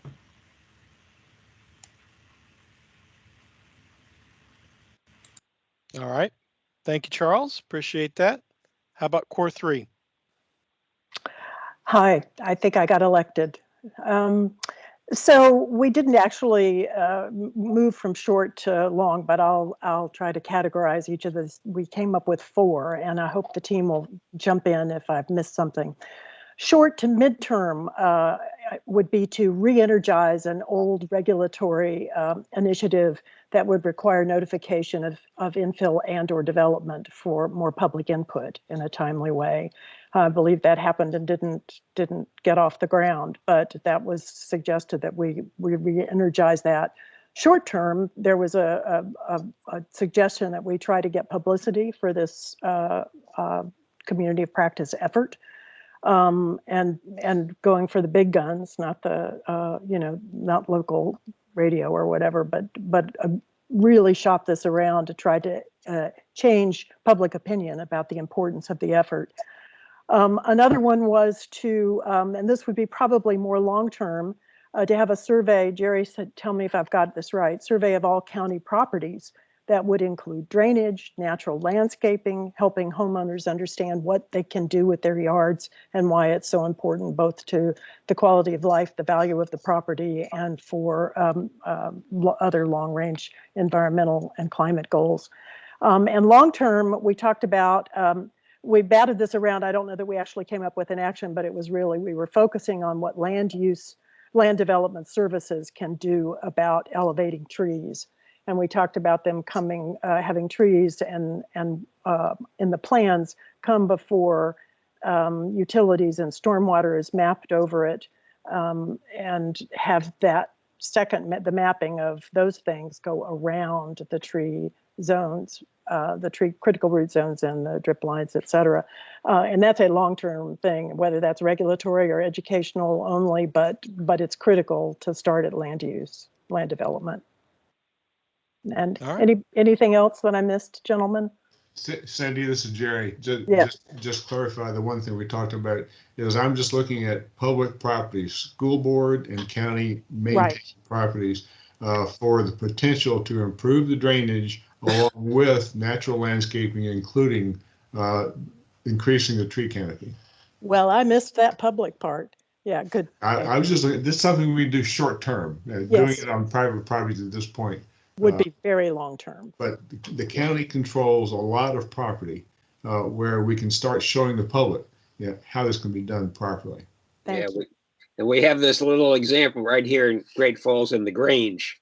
Jerry can take a lot of credit for that. So I will add our group 3 part B, whatever we want to call it.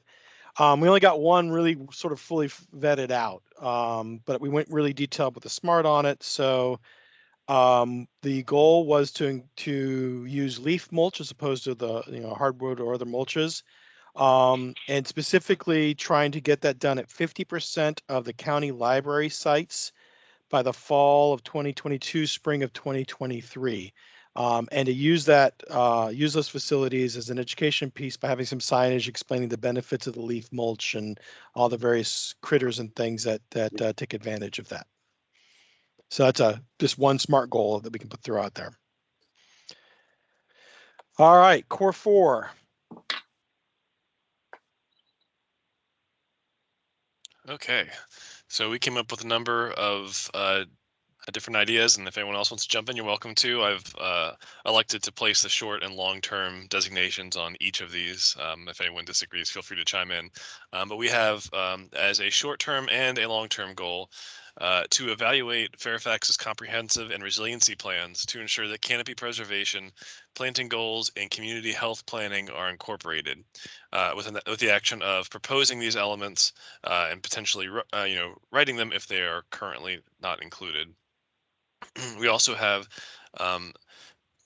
as a short-term goal with long-term benefits would be petition the county for strengthening the RPA enforcement program, or rather the RPA violations enforcement program, to increase funding and staff, which would allow the program to continue to function well and ensure that RPA violations will be identified and mitigated. And that's to involving tree removal and disturbance in RPAs, rather. Additionally, we have petitioned Virginia State to allow local authority to support enhanced requirements for RPA plantings, similar to what has been proposed in HB 2042. And to incorporate the benefits of canopy cover and standard design practices, and this would be long-term, to advocate over time for and encourage and enforce these standards in site design, especially in terms of redevelopment and infill projects. All right. Thank you, Core 4. Core 5? I guess I can speak to Core 5 since I took the notes. Let's see, we came up with a variety of different things, and feel free to jump in if any other of my group members want to contribute.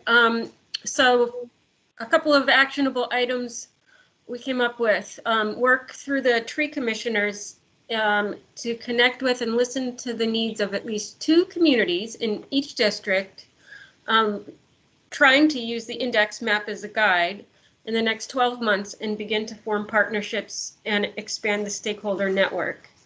And we could do this through holding a tree forum or educational class to draw people in, and then determine, where their needs are and try to link them up with planting events. Another idea we had was to change the way public thinks about trees and the culture of tree management by inviting parents to take part in a MeWe event with their children, and also leverage the Plant Virginia Trees campaign that's already being developed by Plant Nova Natives and others to disseminate educational and marketing messages that resonate with a variety of audiences. This is Renee. The only thing I would jump in and say is that maybe 2 communities per district in a year is very aggressive. I was thinking maybe just 2 in the next year, but certainly we can find a reasonable number to target. Okay. Yeah, these are for discussion points, and you're not locked in any of this, but we wanted to make sure you come out of here with some things to talk about. And thank you, Core 5. So I'll wrap this part up by saying that's exactly where I was going is we're starting a conversation. This is a community of practice. And so one of the things we should be continue to do, even though we're not meeting, is stay in contact on these things and keep pushing those forward. And I think that leads us into our conversation here. We just want to have a little quick conversation about next steps.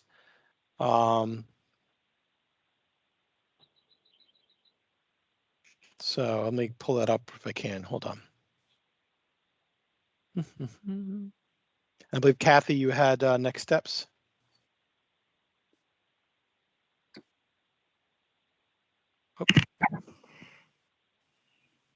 Next steps. Well, so next steps where we will certainly be compiling all of the write-ups from the breakout sessions. There were some very important concepts that were generated through those breakout sessions. So I just want to take a moment to thank everybody for your really important contributions to that. So we're going to be writing up those materials. We'll be writing up minutes from this meeting of the community of practice, because certainly this isn't just about today and our meeting. This is about what we do after our meeting out in our communities and in the organizations and agencies where we are working. And hopefully we can continue to work on these concepts so that it's an ongoing activity. This isn't just a one-time thing when we meet. If it's possible for us to integrate some of the concepts that were presented today into our work programs, I think that would be really wonderful. So that the next time we meet, which I would suggest might be sometime in the fall, that we would have a really good meaty discussion of what it is that we walked away with. Brian, do you have anything that you wish to add? No, I think, the one thing that's open for discussion, is how often we get together.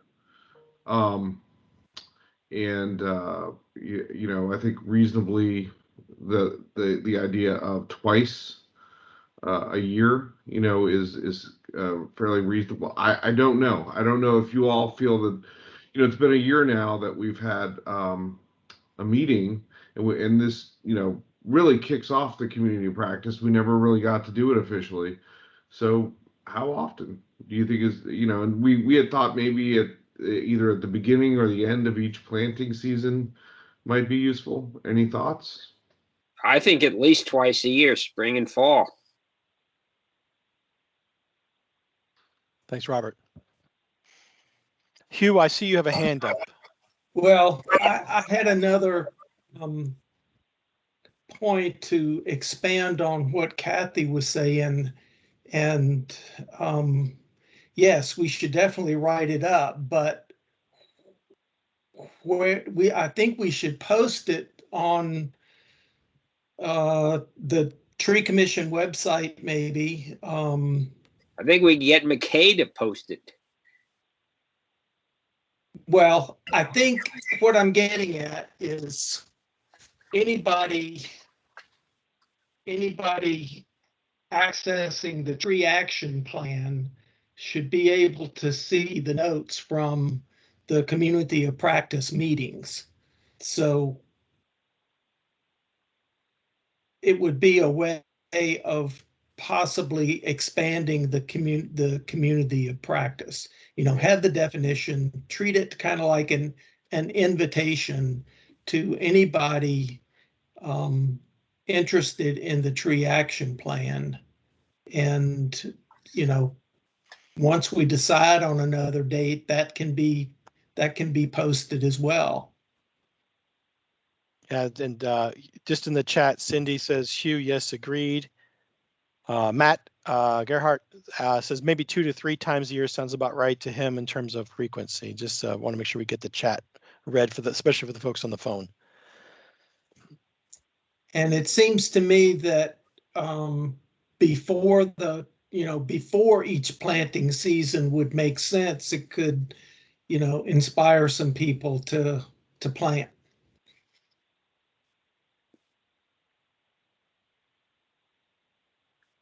All right. Yeah, I think the plan clearly is to somehow create a web page off of the Tree Commission website where all this material can be posted. Well, certainly we know that there are some people who could not attend today's meeting, but you're right, Hugh. We really want to expand this out and get more engagement. And the best way to do that is to record the meeting like we're recording it today and posting it there, along with the goals that we've set and the measurable outcomes that we've set. There's no question that we'll be working with the county staff to help us figure out how best to do that. And there was thank you, Kat. There's a note there to add the notes from the Charrette as well. Yeah. All right. Hi, this is Mark Biscano, Casey Trees. I would say I had a different, perhaps, perspective on that. And inclusivity is really great, and I think all of us would agree with that. But what I found, what Casey Trees has found, is that at some point you have to think about how big this community you want it to be, because sometimes that will genuinely slow progress toward achieving certain goals. It's not to say that getting input on those goals and so on and so forth is not important. It is. It's critical, and we all know that. We've got a fairly big group here, and I can tell you from a lot of experience that what I'm hearing from all of you is it's really impressive. It's pointed. There's really great suggestions on where to move forward, and I would just suggest that even if you take these, the five thrusts that we've talked about today, and condense them down into maybe 3 of the top you know, the top things you want to do, and focus in on those in a lot of ways that may provide traction that will gain more momentum over the time period that you're looking at. So anyway, just maybe a little bit of a word of caution in terms of how wide you want to cast the net, just in terms of progress moving forward, because sometimes that can be a detractor. So just my 5 cents. Thank you, Mark. So we're getting really close to the end of our time here. And I hate to cut it off, but we do want to be mindful of the time for everybody. Joyce says she tried to participate. She was muted. So she's going to, well, we're going to work through the Teams things, and hopefully we'll be able to meet in person. You don't have to worry about the technology in the future. Fingers crossed on that, but we'll get better as we go. I believe we had asked Jim to give us some closing thoughts here. Jim McGlone, if he's ready. I'm ready. Let's see. Can I? You want to share? I want to share, yes. All right. I'm going to stop presenting, and then you can use the share icon at the top of your screen there.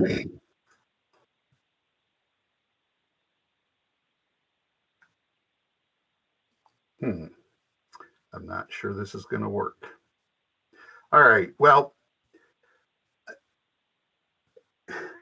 I was told yesterday I'm supposed to provide the closing remarks, and this thing doesn't seem to be wanting to share what I want to share.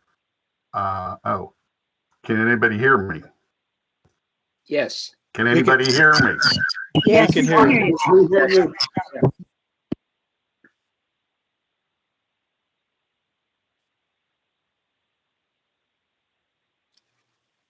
Now we can.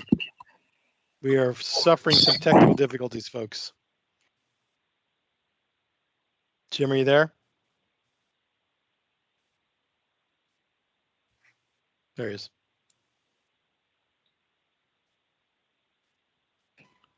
He's unmuted, but we can't hear him. Well, we see his screen, so he can show us his pictures.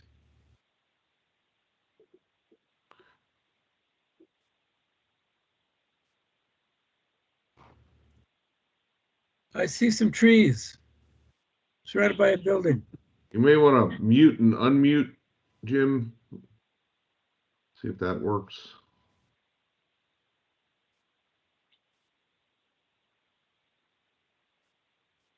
Nope. Boy, the Teams app is not cooperating today, is it? All right. Not our friend, which is unfortunate. We were really, looks like he had some good stuff to share. Jim, one more try.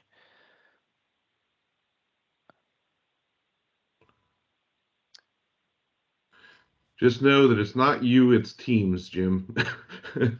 You're not the only one who's had trouble today.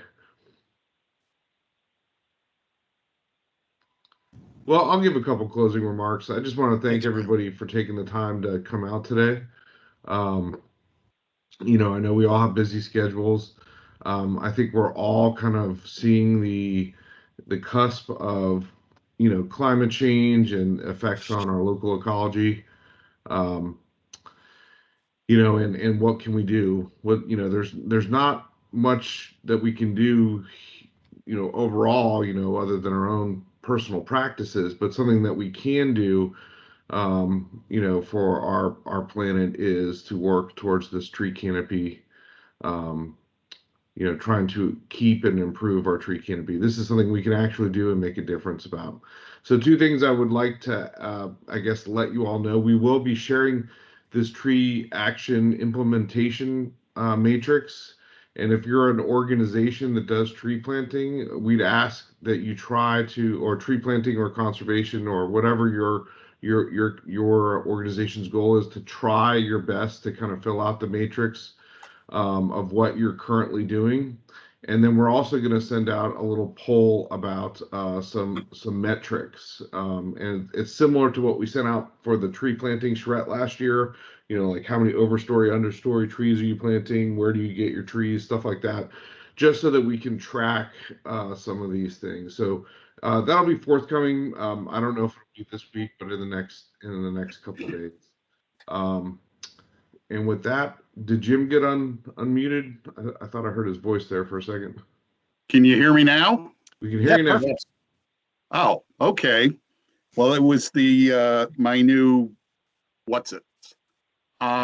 So the reason I put this up here, this picture up here, can you still see my slides? Yes. Yeah. Okay. As I was going to say is when I took this job, my boss handed me the keys and said, you know where the office is, have fun, which means I am able to set my own goals and objectives. And when I look, this is the view out my window. And as I look out here, I see the urban forest. This is Tyson's on the horizon between Fairfax Corner here in the foreground, and Tyson's is the town of Vienna. And I think about all of the people out there who are making decisions about how to take care of trees. And what I realized was we have got to influence all of those decisions. And when I say all, I got this from the Department of Taxation, 353,904 people. We should be trying to change the direction that all those boats are moving with regard to trees. So that's why I pushed forward and introduced this concept of the community of practice. Ideally, we'd like to have everybody be thinking they are part of that community of practice because they are affecting our urban forest canopy. And it's not just those of us who are on the call today who are the officers and the staff steering that urban forestry boat. It's everybody else has got to be involved. And we have to change those attitudes. And I think Brian started to mention, we've been thinking about this for a while. This is an implementation matrix. This is part of it. It's a 9-page document. And Brian, I think we're going to be sharing this with people and asking them to start looking over this and saying, what have we been doing with regard to all of these different things? So I know we're over, and that's all I wanted to try and say. Well, thanks, Jim. I'm glad you got your mic working. So with that, I think Fritz, thank you. Thank you, Fritz. Fritz stepped in to facilitate this meeting, and I can't tell you how appreciative I am, because it's hard to manage a meeting and also facilitate it. And also it takes a certain skill set that I just don't have. So thank you so much, Fritz. And thank you everyone for attending. We will work on getting the notes out and the video posted, and there will be a certain level of minutes, but not probably as detailed as the video. So we're gonna get the video captured and out there, and that'll be, I think, a little bit easier for folks to reference back to. And with that, if there's any parting thoughts, I'm gonna have to hop off here soon, but I really, really appreciate you being here.